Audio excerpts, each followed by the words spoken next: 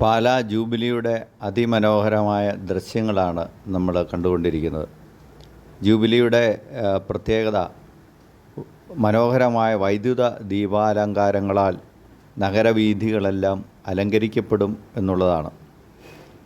എല്ലാ വ്യവസായശാലകളും അവരുടേതായ രീതിയിൽ വൈദ്യുത അലങ്കാരത്താൽ പ്രഭയുള്ളതാക്കി മാറ്റാറുണ്ട്.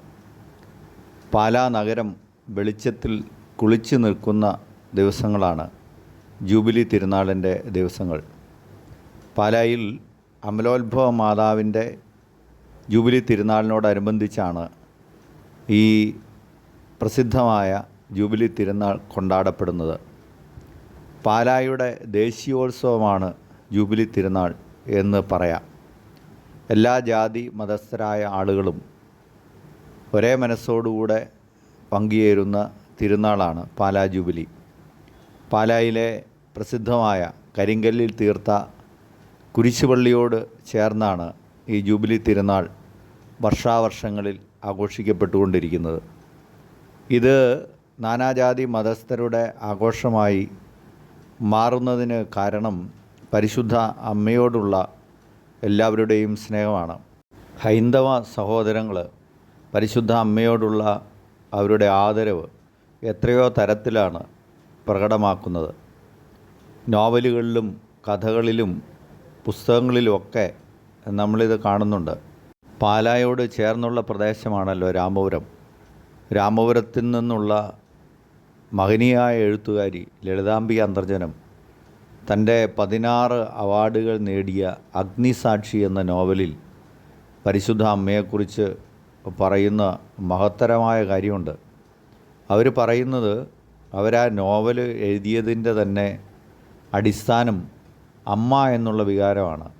ആ അമ്മ എന്ന വികാരം ലളിതാംബിക അന്തർജനത്തിന് കിട്ടുന്നത് പരിശുദ്ധ കന്യാമറിയത്തിൻ്റെ രൂപം ചെറുപ്പകാലത്ത് കണ്ടതിന് ശേഷമാണ് എന്ന് പറഞ്ഞ് മനോഹരമായ ഒരു വിവരണം അഗ്നിസാക്ഷിയുടെ 17-ാം പേജിൽ ഈ ലളിതാംബിക അന്തർജനം നൽകുന്നുണ്ട്.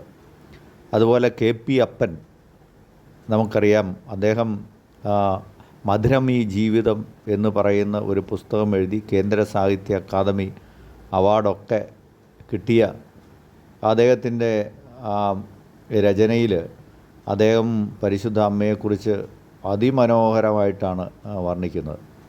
ക്രിസ്ത്യാനികളുടെ മാത്രം അമ്മയല്ല പരിശുദ്ധ കന്യാമറിയം, മറിച്ച് സർവ്വലോകരുടെയും അമ്മയാണ് എന്ന തരത്തിലാണ് ആ എഴുത്തുകളൊക്കെ. അതുപോലെ എത്രയോ ഹൈന്ദവ സാഹിത്യകാരന്മാർ, പ്രത്യേകിച്ച് പെരുമ്പടവം ശ്രീധരൻ കേരള കേന്ദ്ര സാഹിത്യ അക്കാദമി അവാർഡുകളൊക്കെ നേടിയ അദ്ദേഹം പരിശുദ്ധ അമ്മയെക്കുറിച്ചും പറയുന്നത് ഇതുപോലെ തന്നെയാണ്. ക്രിസ്ത്യാനിയുടെ അമ്മയല്ല, സകലരുടെയും അമ്മയാണ്. പാലായുടെ ഭരണാധിപന്മാരായിരുന്നല്ലോ പഴയ കാലങ്ങളിൽ കർത്താമാർ. പാലായിലെ ദിവംഗതനായ ഈ കഴിഞ്ഞ വർഷം ദിവംഗതനായ ദാമോദർ സിംഹൻ കർത്ത, അദ്ദേഹം പാലാ ജൂബിലിയെക്കുറിച്ച് അനുസ്മരിച്ചുകൊണ്ട് കഴിഞ്ഞ കാലങ്ങളിൽ നൽകിയ ഒരു അഭിമുഖമുണ്ട്.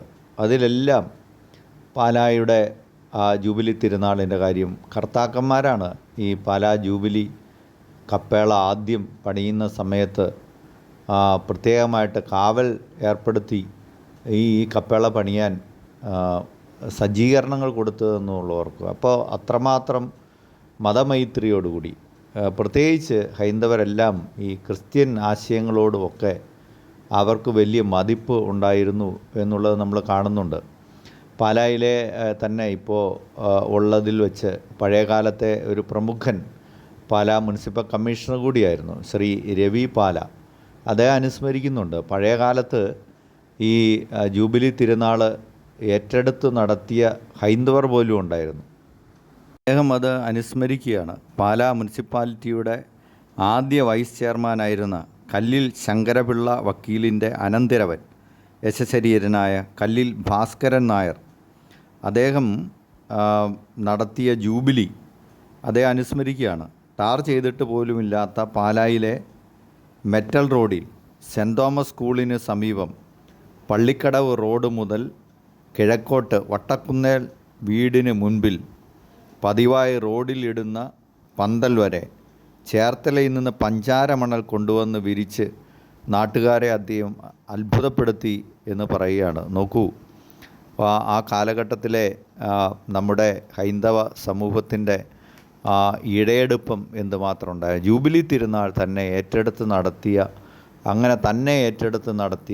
ഹൈന്ദവ സഹോദരങ്ങളുണ്ടായിരുന്നു. അപ്പോൾ ആ തരത്തിൽ ആ പാലായുടെ മതമൈത്രിയുടെ ഒക്കെ വലിയ അടയാളമാണ്. അപ്പോൾ നമ്മൾ കാണുന്നത് ഇവിടെയുള്ള എല്ലാ വ്യാപാര സ്ഥാപനങ്ങളും ഈ ജൂബിലി തിരുനാളിൽ അണിഞ്ഞൊരുങ്ങിയിരിക്കുന്നതാണ്. എല്ലാ വ്യാപാര സ്ഥാപനങ്ങളും അവർക്ക് ചേരുന്ന വിധത്തിൽ മനോഹരമായിട്ട് ഈ ജൂബിലി തിരുനാളിന് വേണ്ടി വൈദ്യുത അലങ്കാരങ്ങളാൽ തങ്ങളുടെ സ്ഥാപനങ്ങൾ അലങ്കരിച്ചിട്ടുണ്ട്. അത് വലിയൊരു കാഴ്ചയാണ് പാലായിൽ.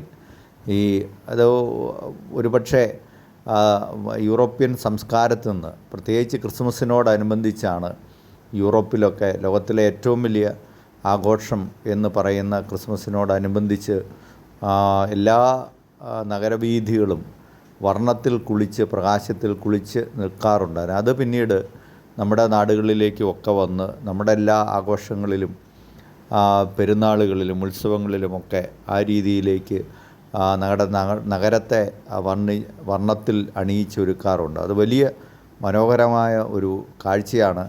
ഈ തിരുനാളിൻ്റെ പ്രഭം കൂട്ടുന്ന ഏറ്റവും പ്രധാനപ്പെട്ട കാര്യം ഈ വൈദ്യുത ദീപാലങ്കാരം തന്നെയാണ്. ഇപ്പോൾ അങ്ങനെ പാല മുഴുവനായി ഈ വെളിച്ചത്തിൽ കുളിച്ച് നിൽക്കുന്ന നാളാണ് ഈ ജൂബിലി തിരുനാളിൻ്റെ നാൾ.